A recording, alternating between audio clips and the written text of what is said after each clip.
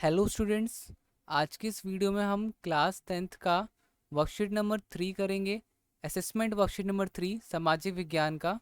तो यहाँ पर देखो लिखा हुआ है, निम्नलिखित प्रश्नों के सही विकल्प के सामने दिए गए गोले को पेन पेंसिल की सहायता से काला कीजिए। तो अब यहाँ पर देखो सबसे पहला क्वेश्चन है, निम्नलिखित में से कौन सा नवीकरण संसाधन है। तो नवीकरणीय संसाधन इनमें से कौन सा है। तो ये बच्चों पवन होगा। ठीक है, सही आंसर पवन होगा।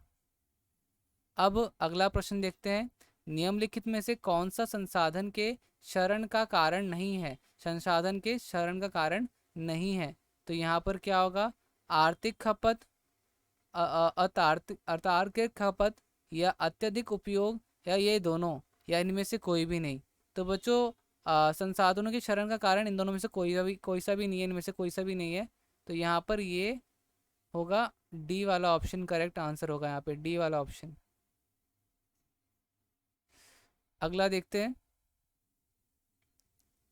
तीसरा प्रश्न, निम्नलिखित में से बेल्जियम की राजधानी ब्रुसेल्स का सबसे बड़ा भाषाई समूह कौन सा है। डच, जर्मन, फ्रेंच और रूसी। तो यहाँ पर क्या होगा, फ्रेंच आपका सही आंसर होगा। चौथा क्वेश्चन देखते हैं, निम्नलिखित में से कौन सा प्राकृतिक संसाधन नहीं है। वन्य, पवन, विद्यालय और वन्य जीव। तो बच्चों बड़ा सिंपल सा आंसर है यहाँ पे आंसर क्या होगा। तो यहाँ पे इसका आंसर जो होगा वो होगा विद्यालय। ठीक है, क्या आंसर होगा, विद्यालय। विद्यालय मानव निर्मित है, प्राकृतिक नहीं है। ठीक है, तो यहाँ पर आप इस पे गोला कीजिएगा। अब प्रश्न 5 और 6 देख लेते हैं। प्रश्न 5 क्या दे रखा है, निम्नलिखित में से साधनों के विकास की कौन सी एक चुनौती है। कौन सी एक चुनौती नहीं है, ध्यान रखना नहीं है लिखा है। कुछ ही हाथों में संचय, संसाधनों का क्षरण, संसाधनों का अंधाधुंध उपयोग, संसाधन नियोजन। तो ये होगा बच्चों आपका डी ऑप्शन। ठीक है, अब अगला प्रश्न देखते हैं। अगला है, इनमें से किस देश ने सिंहली को अपनी एकमात्र राजभाषा घोषित करी। तो वो क्या होगा, श्रीलंका। ठीक है, श्रीलंका सही आंसर होगा इसका। अब 7 से 10 तक बच्चों जो है कथन और कारण वाले प्रश्न हैं, जहाँ पर कथन हमें हमारे पास 4 ऑप्शन होते हैं, 4 विकल्प होते हैं। जहाँ पर कथन और कारण दोनों सही हो तो ऑप्शन ए में दोनों सही होना चाहिए, और कथन जो है कारण जो है कथन का सही व्याख्याय करता हो तो वो ऑप्शन ए कहलाता है। ऑप्शन बी क्या कहलाता है, जहाँ पर कारण भी सही हो और कथन भी सही हो मगर कारण कथन का सही व्याख्याय नहीं करता।